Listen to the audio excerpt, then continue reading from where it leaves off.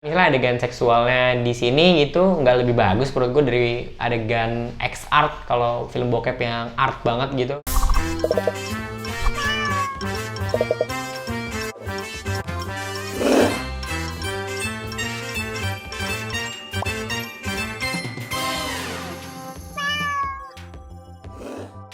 Assalamualaikum warahmatullahi wabarakatuh. Balik lagi bareng gue Rashid Behaki. Kali ini gue mau review film terbaru asal Polandia yang sangat ramai diperbincangkan sama netizen dan sangat populer di Netflix. Ini film diadaptasi dari novel. Novelnya juga sama, novel yang erotis, filmnya juga erotis. 365 Days atau Setahun dalam bahasa Indonesianya.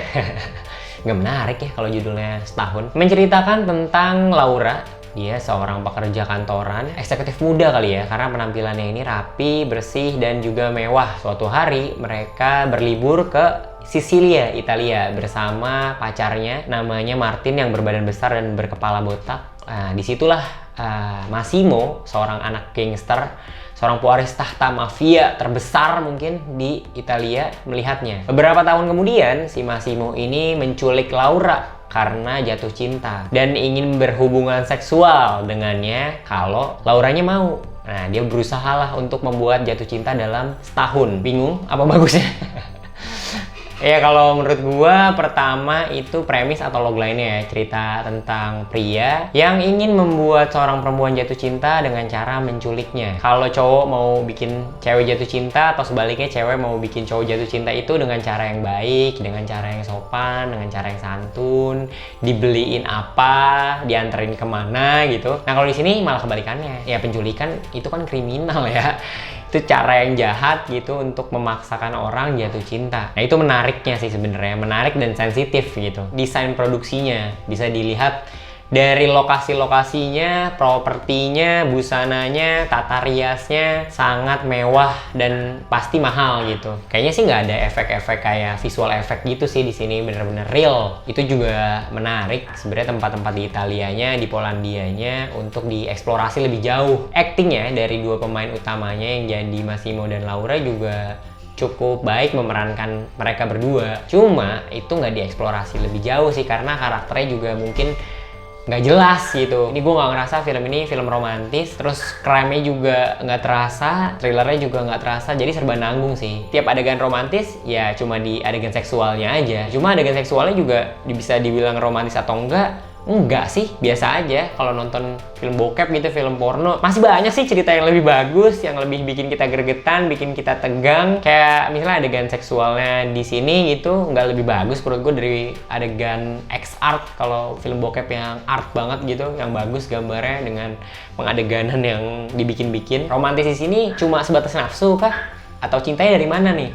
Nah itu kan jadi pertanyaan juga ya, dan ini gue nggak ada apa sih mereka ini bentuk cintanya seperti apa nggak diomongin juga sih. Terus alur ceritanya juga dari awal sampai akhir ini ya sambil lalu aja, nggak ada perubahan yang melihat sisi lain dari karakternya. Misalnya Massimo ini kan orang kaya, orang berkuasa, dia baik sama orang lain nggak diceritain kan, nggak ada sisi lain itu gitu. Si Laura ini kelihatannya emang suka banget hubungan seks gitu, tapi kenapa dia bisa seperti itu, atau perjalanan dia selama di benteng Massimo ini seperti apa gitu untuk mencari jalan keluar juga nggak begitu terlihat. Nggak smooth, nggak halus gitu, nggak pelan-pelan. Padahal kan cinta kan ya nggak mungkin tiba-tiba kan. Walaupun lu jatuh cinta sekali ngelihat dia doang, tapi kalau lu nggak kenal ya udah itu sebagai angan-angan aja, nggak beneran jatuh cinta atau kenal satu sama lain. Latar belakang keluarganya si Massimo nggak diulik lebih jauh, latar belakangnya Laura cuma ditampilin orang tuanya datang ketika ada pernikahan saudaranya gitu. Terus karakter-karakter lainnya pendukung Massimo itu punya dua pengikut setianya yang udah tua sama yang masih muda ini, yang nggak membuat kita tahu juga Massimo itu seperti apa sih sama lingkungan mafianya. Temennya si Laura juga ya udah sebatas temen yang ada mendukung dia, terus dia juga nggak tahu lagi ngapain gitu, tiba-tiba ntar diundang, ditelepon, ya udah sebatas itu aja. Ini ngomongin adegan seksualnya lagi, adegan seksual di sini tuh kebanyakan itu ditutup sama montase gitu. Padahal suara desahan itu juga jadi apa ya? Jadi imajinasi yang menarik, bikin kita makin pengen untuk berada di situ, melihat langsung atau merasakan langsung bahkan.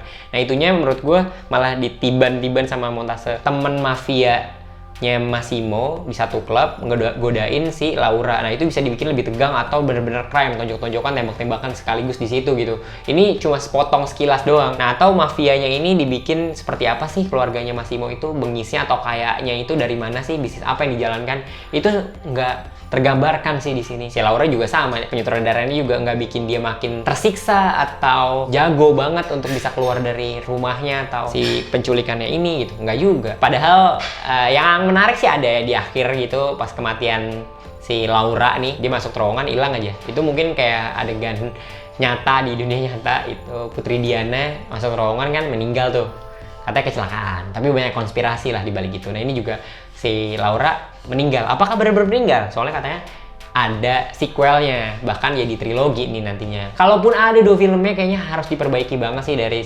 karakternya, dari ceritanya, dari peristiwa-peristiwa yang dibikin, harusnya bisa lebih menarik gitu. Apalagi ngomongin film erotis, seksual, ini harus bisa dibayangin panca inderanya tuh memancar gitu semuanya. Kalau skor sih ya 4 kali ya dari 10, karena budget yang mahal dan niat perlu diapresiasi gitu. Actingnya juga nggak jelek-jelek banget, seharusnya sih bisa diarahkan lebih baik ya, tapi di luar itu masih banyak kekurangan yang tadi gue sebutin. Mungkin kalian punya kelebihan dan kekurangan kalian.